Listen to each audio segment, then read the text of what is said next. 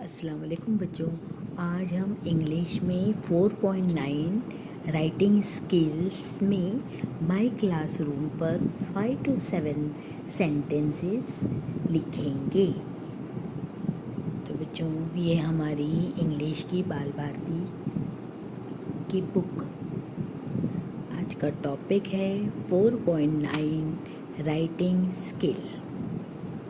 ये देखिए बच्चों, ये क्लासरूम की तस्वीर है। यहाँ टीचर है, स्टूडेंट्स है, ये ग्रीन ब्लैक बोर्ड है।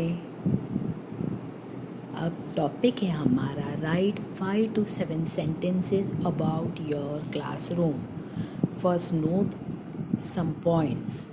Thing in your classroom, number of doors and windows, number of tables and desks or benches, number of students, number of charts in your classroom.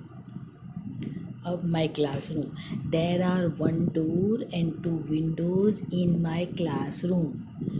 Number 2, there are 30 tables and desks, इधर S लगाना है, for students in my classroom. A big table and a chair is also there for our teacher. There are 30 students in my classroom. There are 25 charts in my classroom. There is a green board in my classroom.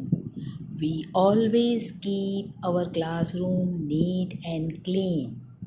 I like my classroom very much. बच्चों, आपको अपनी classroom पसंद है ना? इस classroom को हम क्या करते हैं?